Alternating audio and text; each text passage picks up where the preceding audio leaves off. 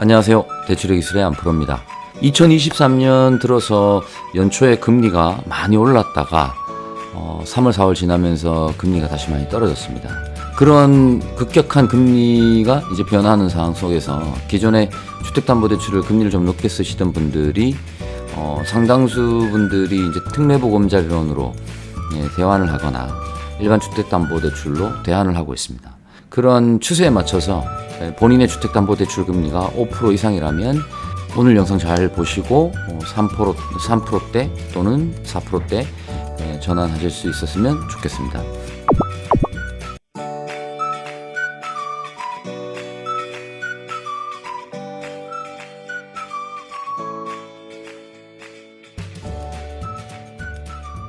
자, 그러면 2023년 5월 현재 아직도 주택담보대출을 5% 이상 쓰고 있다.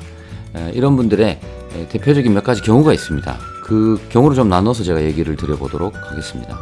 이 첫 번째가요, 지난 과거 한 5년 정도 규제 지역의 담보대출 LTV 제한 이런 게 워낙 타이트했죠.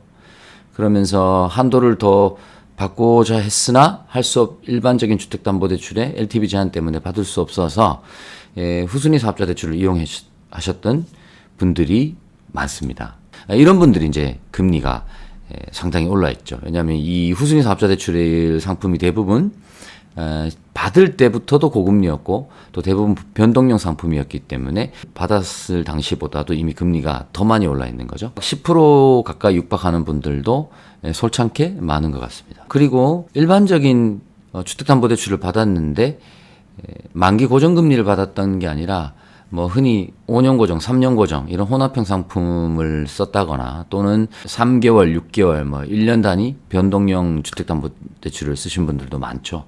그래서 최근에 이제 금리가 작년 가을 지나면서 올해 연초까지 금리가 너무 급격하게 상승하면서 이자 폭탄을 맞게 되신 분들이 많습니다. 이런 분들이 대체로 5%대 이상 금리를 쓰고 있는 거죠. 그리고 신용이 안 좋거나 대출 한도 때문이었을 수도 있고요. 또는 DSR 규제 때문에 소득 증빙이 얼마 안 돼서 어쩔 수 없이 P2P 대출을 썼다거나 대부를 이용할 수밖에 없었다. 이런 분들도 꽤 있죠. 실제로 꽤 있습니다. 지난 과거 몇 년간 규제가 좀 심해서 어쩔 수 없이 고금리 시장으로 갈 수밖에 없었던 경우가 많습니다.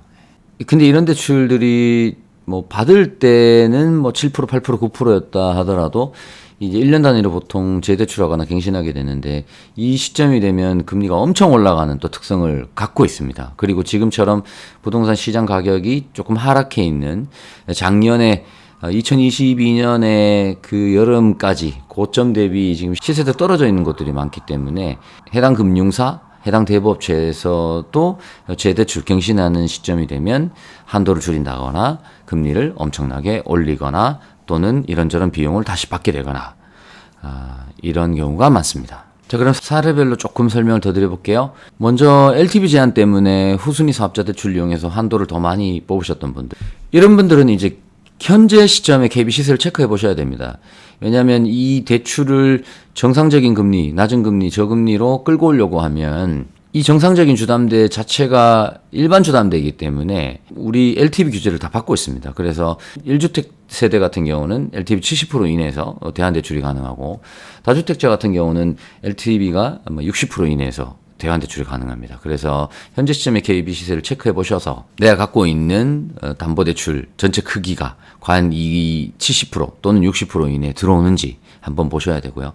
최소한 근접은 해야 부족한 자금을 다른 데서 약간 조달을 하더라도 대환할 수가 있습니다. 은행이나 보험사 등에서 이제 대환이 가능한데요. 5월 말 현재 4%대로 전환이 가능합니다. 4% 초반부터 4% 중후반까지 쭉 있는데 이게 일반 주담대다 보니까 아까 말씀드렸죠. LTV도 맞춰야 되고 DTI, DSR도 충족해야 대환이 가능합니다. 이런 상황이 있다면 기다리지 말고 하루빨리 대환하시라고 말씀드리고 싶습니다.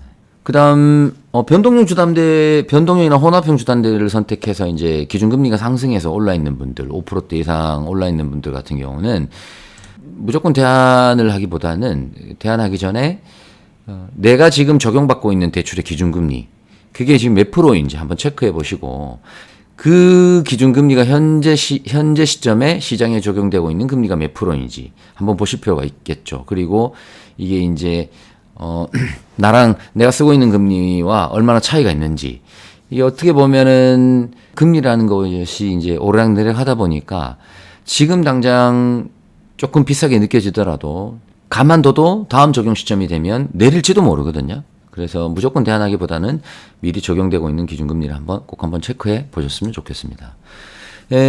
그래서 만약 대안을 해야겠다라고 생각이 되시면 지금 인터넷 은행이 정책 자금을 제외하고는 가장 저렴한 것 같습니다. 5월 말 현재 기준으로 카카오뱅크가 3.76, K뱅크가 3.88 정도 나오는데, 요거는 이제 금리가 5년 동안 고정되는 이제 혼합형 금리 기준입니다. 변동금리는 약간 차이가 있고요. 그 다음 일반 은행도 현재 주담대가 4%대에서 전부 가능합니다. 대체로 4% 초반에 지금 있는데, 이거 5월 말 기준이니까 수시로 바뀌니까요. 참고하셨으면 좋겠습니다.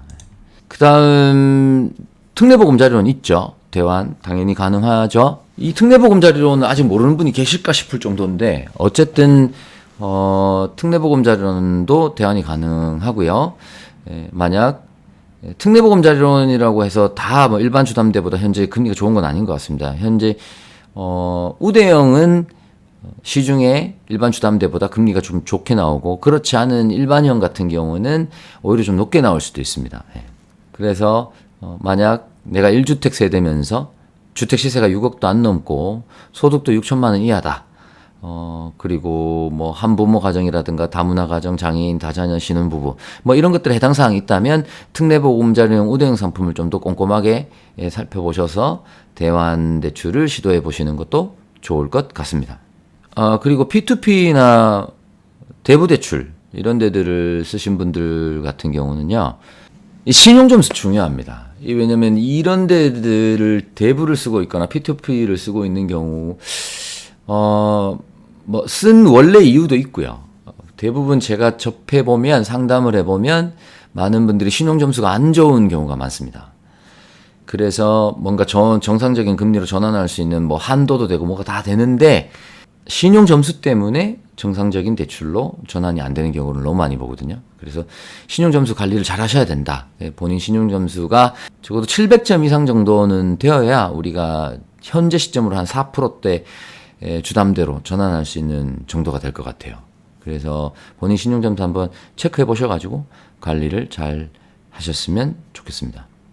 네, 이 주택담보대출이라는 게 그렇거든요. 한번 일단 받게 되면 그 다음부터 잘 안 들여다보게 돼요. 갑자기 이자가 너무 많이 나오면 놀래서 화들짝 놀래가지고 보게 되는데, 그렇지 않으면 잘 안 보게 된단 말이죠. 기본적으로 주택담보대출은 금액이 크지 않습니까? 그래서 자기가 쓰는 이자, 기준금리, 뭐 이런 등등 관련된 내용을 어디 잘 정리해 두시던가, 또는 한 2년 정도 주기로 내가 남들보다 좀 비싸게 쓰는 건 아닌가 하는 기분으로 좀 살펴보시면 좋을 것 같아요. 어쨌든 현재 시점으로 5% 이상 쓴다 그러면 낮출 수 있으니까 적극적으로 검토해 보시길 바라겠습니다. 다음 대출 이야기는 제가 오피스텔 DSR과 은행별 대출 한도에 대해서 얘기를 좀 드려보겠습니다. 얼마 전에 오피스텔 DSR이 좀 완화됐죠. 그래서 거기에 대한 디테일한 내용과 은행별 대출 한도를 조금 얘기해 드리겠습니다. 감사합니다. 대출의 기술의 안프로였습니다.